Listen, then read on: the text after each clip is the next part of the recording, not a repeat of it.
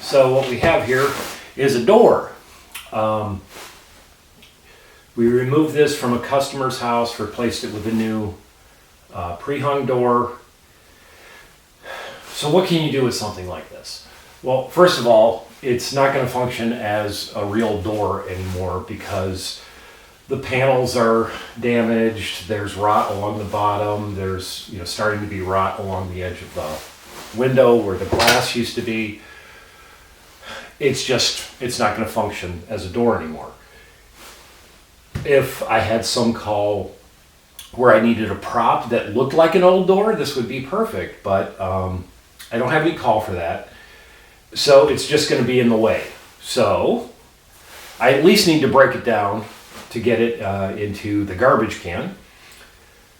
But what I want to do is try to go through and see if there is any salvageable wood in any of these parts. So that's what I'm going to do.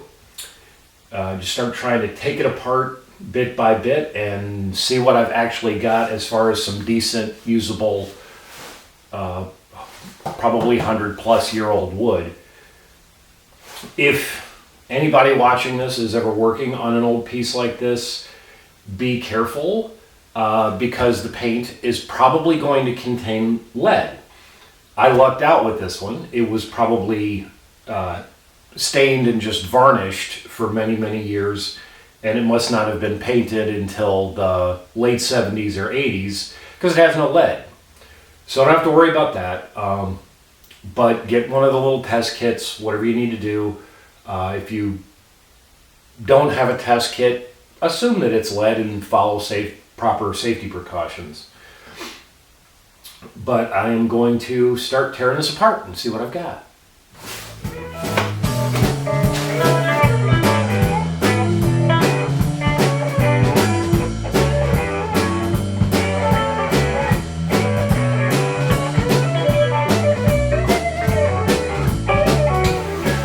So there you have it. It's in pieces now. In some ways it came apart much easier than I thought it would, and some bits were a little bit more difficult. There's some pieces that are obviously there's probably going to be nothing salvageable on, like the bottom of the door here. I think that's a lost cause. Maybe there might be a little strip in here. But now it's a matter of getting these into, especially the side pieces of the door, getting them into more manageable chunks. And just cutting them down until I run into some good wood. And then I'll see what I can do with that. But even if you're just breaking down a door to throw it away, obviously you wouldn't need to use the care, but this took probably 15 minutes to take this apart carefully. You could break it down in seconds if you weren't concerned about saving any of the materials. The hardware on this door is garbage. It's all corroded. It's relatively modern, so there's nothing on it that could be usable for a restoration in the future. So that's all going in the scrap bucket. And let's get it cutting.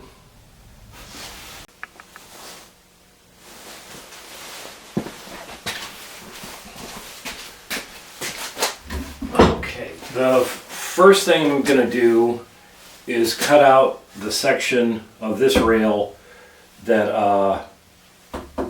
the lock set was in, because that's obviously not going to be useful, and it'll also give me an idea of what the wood is like around that. So with this door, I got lucky again in that it was constructed with no fasteners. It's simply held together with some large dowel rods and glue. There are some nails holding some trim in up here, which I need to pull that piece of trim. Haven't got to it yet. But apparently, no metal fasteners anywhere in the door. It's another thing you need to be careful if you're cutting something up and you're unsure and you don't have one of the magnets or something. watch for nails and screws and stuff because they will quickly destroy your saw blades. Ready for some noise?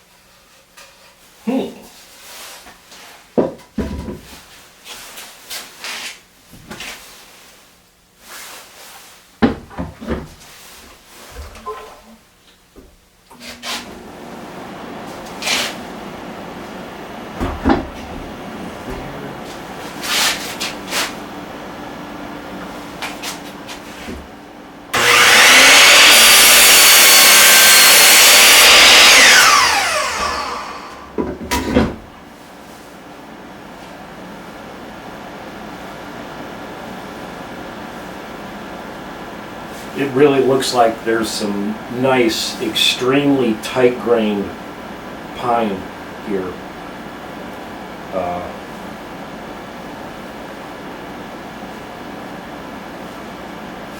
Whatever subspecies of pine, I don't know. Stop flying. If I figure that out, I'll put a comment up on that. Okay, let's see where we're at here.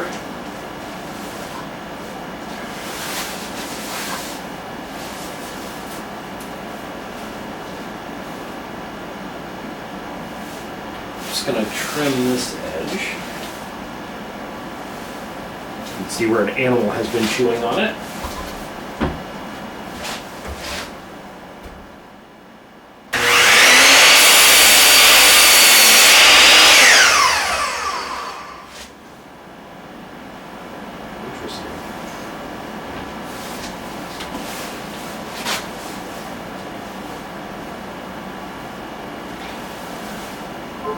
Got to get a picture of this. There's a line of rot that extends from this joint. I'm sure it doesn't extend. Well, it may extend all the way up. This could just be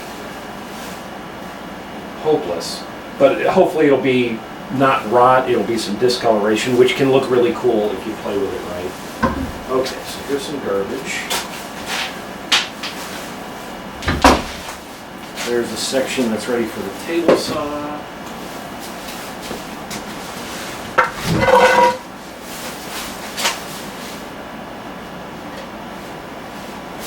Clean up that end.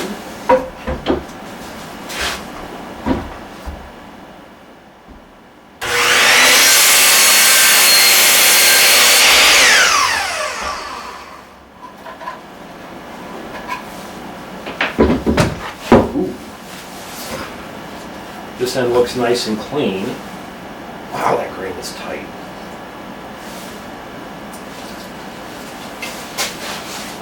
Another one ready for the table saw.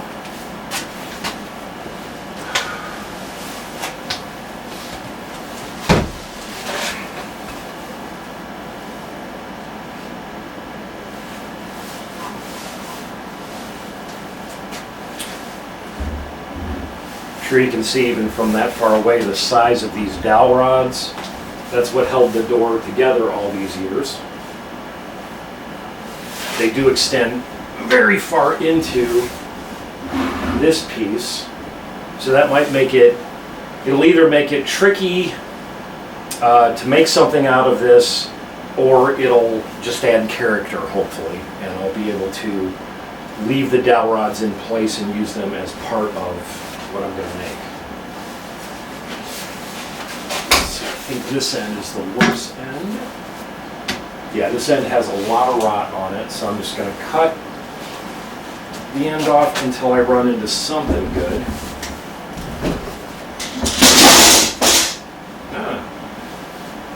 Like an idiot, I have glass windows stacked up on the other side of this. Pro tip for the day, don't stack glass against something movable that you're going to move around.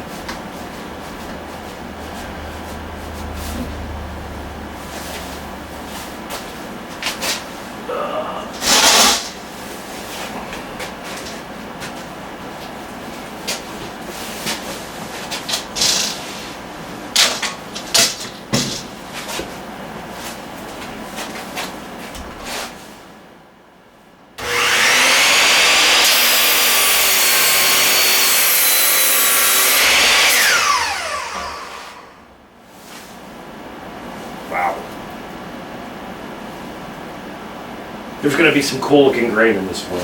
And that's well past where the rot stops. All right.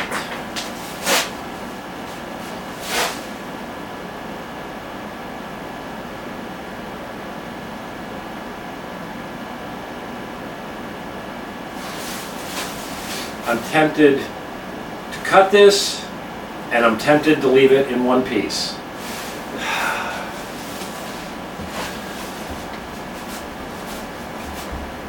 Because if I cut it, when I go to make something out of it, I'll be like 1/8 of an inch short of the piece I need.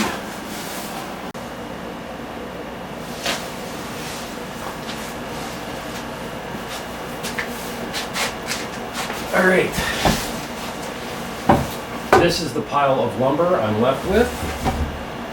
I have cleaned all the paint off of it. I then ran it through the planer to get it at least flattened out a little bit. But everything's cleaned up. Got all of the rotten bits cut out. You know, there's still, I'm not sure how much is going to be usable with the holes and everything, but this is where I'm going to stop kind of processing this lumber. I've got plenty to do at least the first project that I want to do with this lumber. Some of the pieces, like this one in particular, just it tore out a lot. So this, this chunk was the bottom of the door, and I can still feel it. It's got a lot of moisture in it. So this one may not get used. It may get set aside to dry out for a long time, but got some decent chunks of really tight grain pine of some species or other.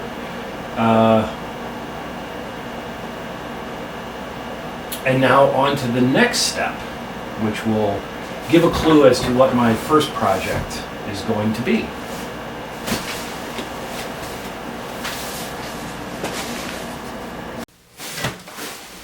Okay, so what's this? This is the next step in this salvage process that I'm doing. This is a chunk of glass, just plain old window glass.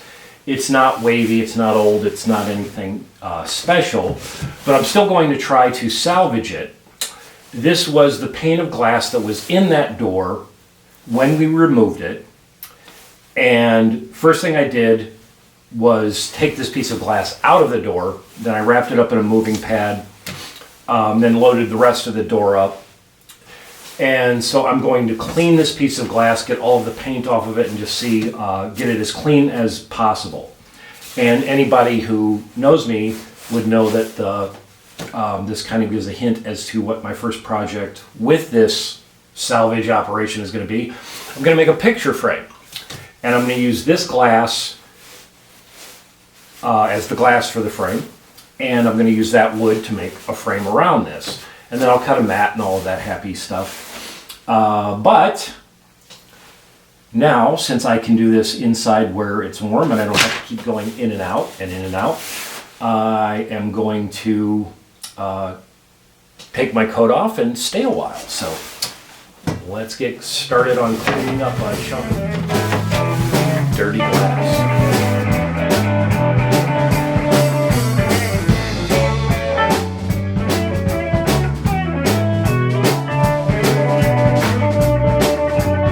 Glass is cleaned up. At least its initial cleaning. There are a few scratches here and there, but that's okay, because part of this is kind of just accepting the imperfections in the recycled, repurposed materials. So what I'm going to do is measure the glass, and that'll tell me what size I need to cut all of the lumber to fit this glass. And I've forgotten a pencil.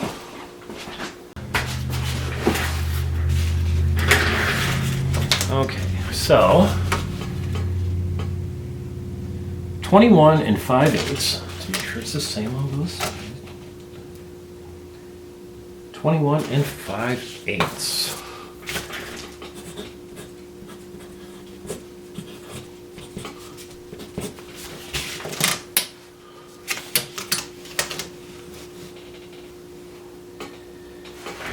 Ooh.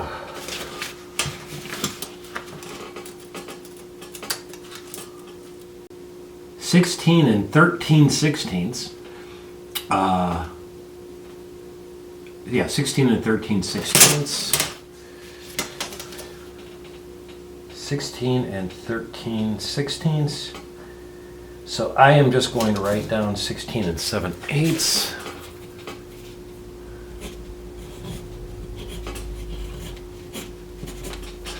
All right. So that tells me what size I need to make the part of the frame that this fits down in. Of course, you know, the wood parts will need to come out. You know, I'm going to say, you know, I need at least 2 inches on either side of the glass. For now, I mean, I could make it much thinner. It just kind of depends on how the wood cuts. Because I want to make a picture frame out of pieces of the door that I'm recycling. But we'll see. So I need. Okay. I've got my measurements. Now it's time to start playing with some lumber.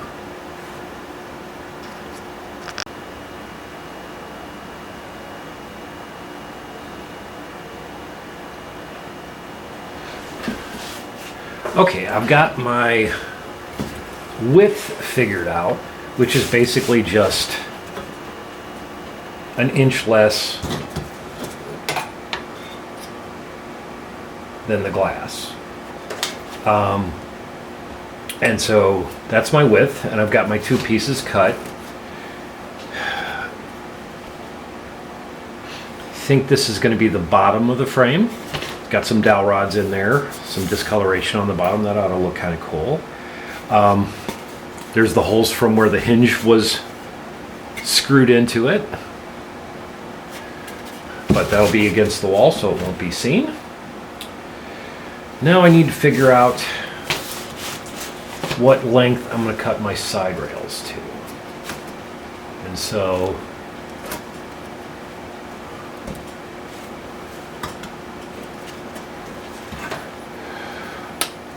what did I have for that?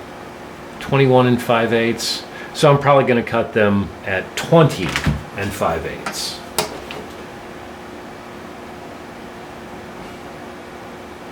Yeah, that makes sense. At least to me. That way everything will be moved in half an inch. I'll cut, I'll probably glue them together and then just take the router and take out half an inch to inset the glass and whatever artwork eventually ends up in this. But yeah, time to cut these.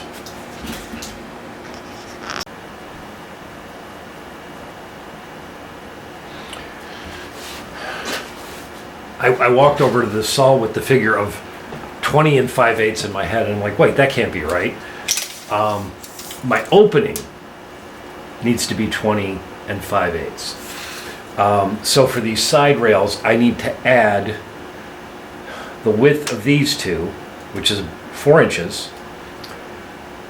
So I need 28 and 5/8 for my side rails. I forgot to, I had it in my head, but I forgot to add the 8 inches for the top and bottom rails. So anyway, these need to be 28 and 5/8, not 20 and 5/8. So, excuse me for misspeaking. Here is my basic layout for the frame. I have some things I want to try as far as how I'm going to attach the pieces together.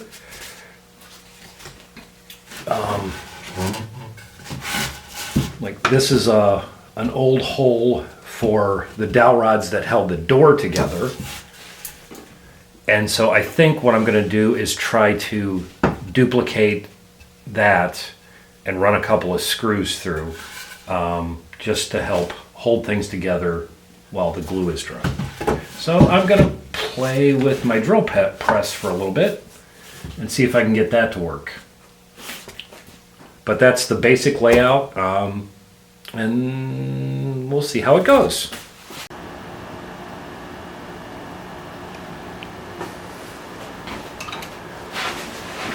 Okay, I've got my design laid out, and so I'm going to use my jigsaw to start cutting some of that out and carve the rest of it. But this will help me get some of the material out of the way so it takes less time to carve it. And we're just going to go from there and see what we get.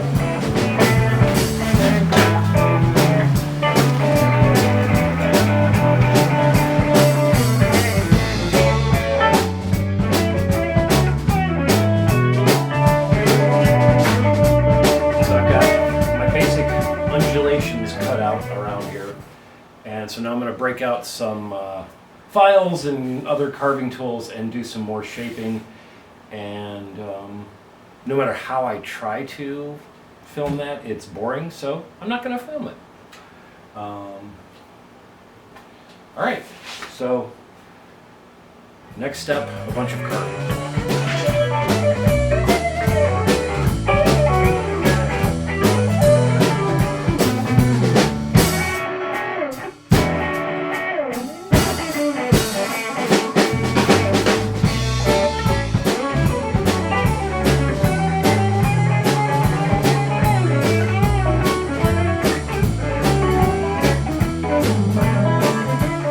So this is the frame pretty much completed. I did all of my cutting and shaping and a lot of sanding. But it's looking pretty good, I think. Now it's time to put some polyurethane on it.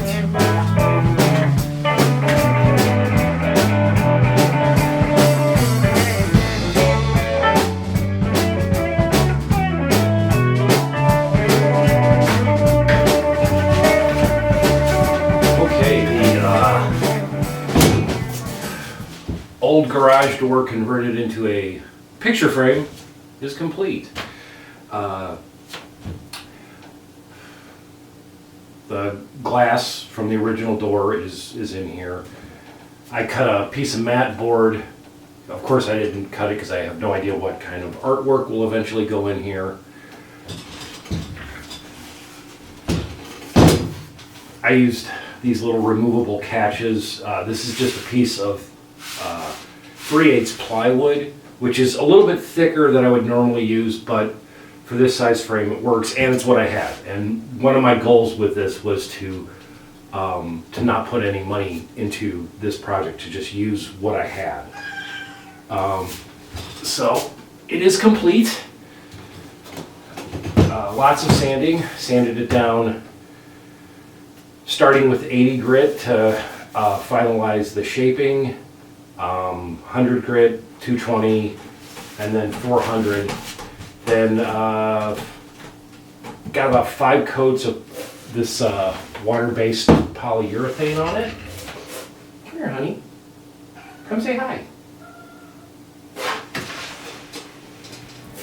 Oh. And now it's ready to go.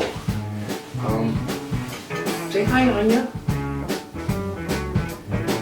Then I can just wrap it up and it's going to be a present.